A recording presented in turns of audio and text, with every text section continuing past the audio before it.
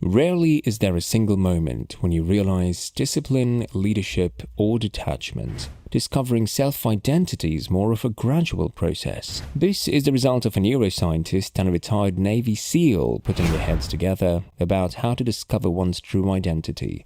So today we're here with advice from Andrew Huberman and Jocko Willinks about how to become the best versions of themselves. Welcome back to Victorious Visions, and before we move on with the video, quickly press the subscribe button and ring the bell to get a notification for every upload. Professor of Neurobiology and Ophthalmology at Stanford University, Andrew Huberman directs the Huberman Lab, which investigates how the brain works, how it develops via experience, and how to heal the brain after illness or injury. Meanwhile, former Navy SEAL officer Jocko Willink is the author of numerous books on effective leadership, teamwork, self-discipline, and mentality. So while Jocko missed out on the opportunity to study principles of philosophy, he's acquired some principles through experience and intuition.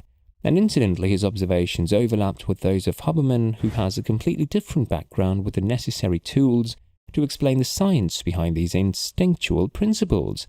So let's begin by discussing how the process of self-identification begins.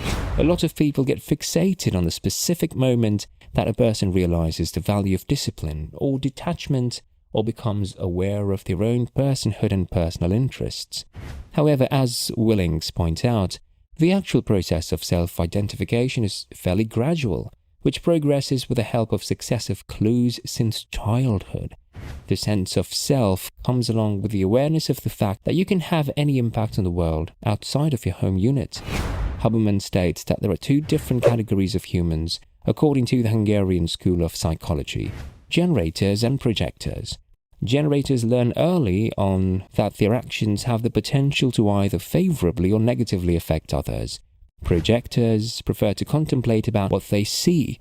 It's not a matter of good versus bad, rather, the world needs both these kinds of people to work in tandem. Jocko shares from his experience that once a person joins the military, they get a clean slate, where nobody cares about the background or past actions. Instead, their ability to complete the tasks assigned to them decides how much control they're going to have over their fate. This example highlights an important fact. The ultimate compensation for humans is to have more control over their destiny.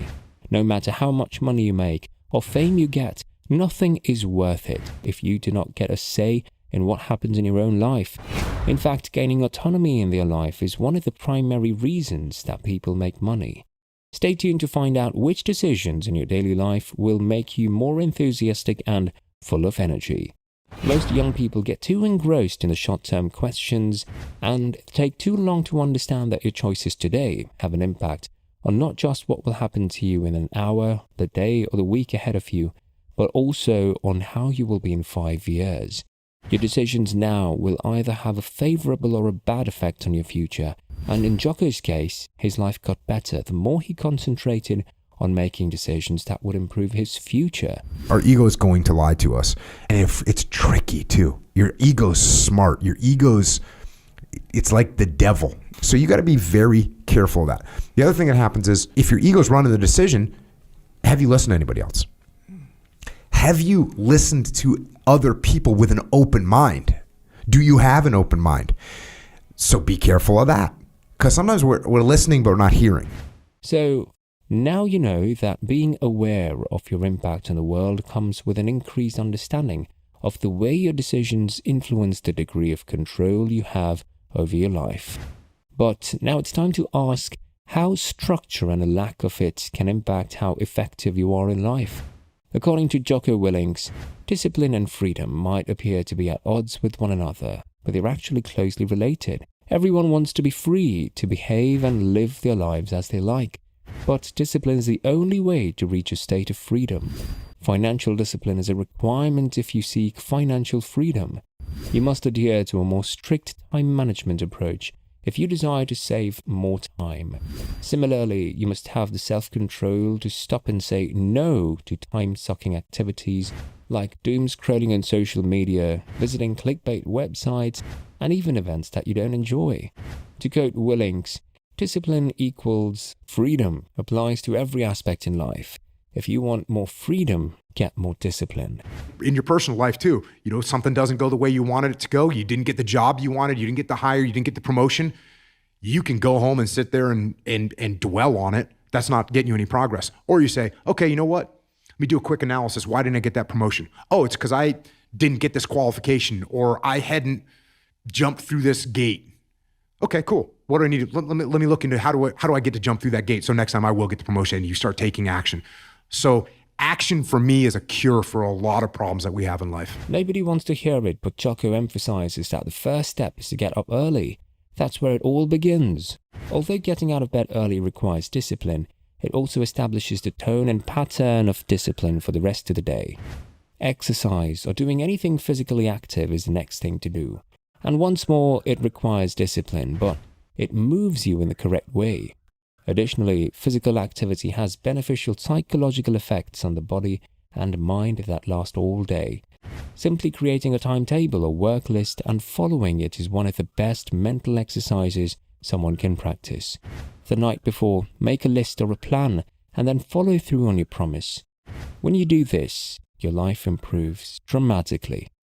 On the other hand, Andrew Huberman essentially explains the importance of a proper sleep schedule by means of neurotransmitters.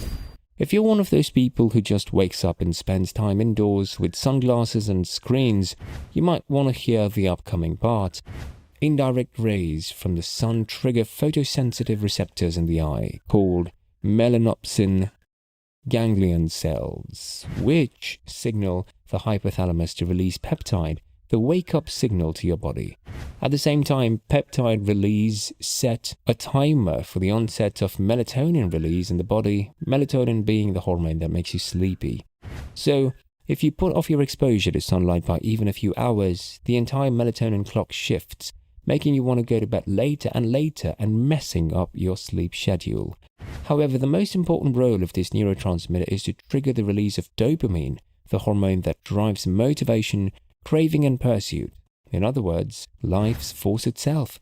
Dopamine not only makes you feel better, but it also is the molecule form which adrenaline is made within our bodies. So it's important to have a proper sleeping routine.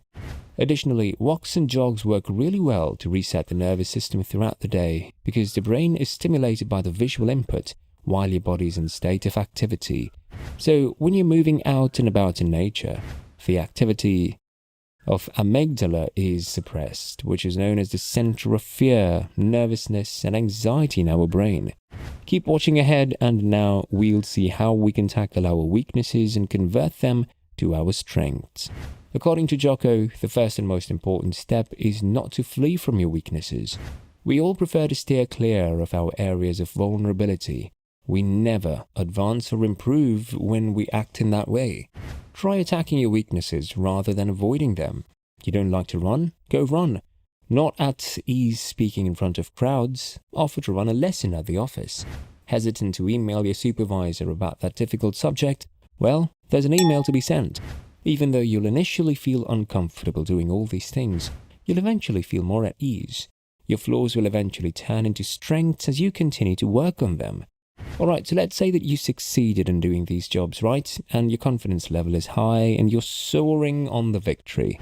But the moment you encounter a loss or a failure in any of your tasks, this confidence level might take a nosedive. That's where it's important to have a steady level of confidence, because overconfidence can lead to a poor and sloppy performance, while underconfidence might hamper your desire to perform at all. But how can you achieve this intrinsic confidence, which will not shake despite the external circumstances? As a leader, you must emotionally separate yourself from the situation in order to adequately analyze it. It's a delicate balance, according to Willinks, like the flame on an oil lantern, where one would want to keep a steady flame. If it burns too intensely, it will burn out of control. Meanwhile, if it's too dim, the flame might be extinguished completely. Going back to the Hungarian analogy mentioned by Andrew Huberman earlier, people are divided into two categories. Projectors might find the procedure more alien than generators, who know how to access their reward systems and enjoy doing so. While projectors can use these systems as well, they typically choose to act as observers and collaborate with generators. Most relationships consist of a mix of generators and projects. So as a leader, you should be the one who helps those you care about, including yourself, moderate their egos and confidence. Of course, taking this to the extreme might cause a burnout or eventual disappointment, so make sure to modulate this reactionary confidence rather than cranking it all the way up or all the way down. This will give people a sense of balance so they don't spiral out of control. People who go through a downfall typically have people around them who never challenge their emotions to try and modulate their confidence. So in order to become our greatest selves, we must find a balance in our life and ourselves and try to provide balance to the other people around us. That brings us to the end of this video. Don't forget to subscribe to our channel Victorious Visions, and we'll be back with a new video.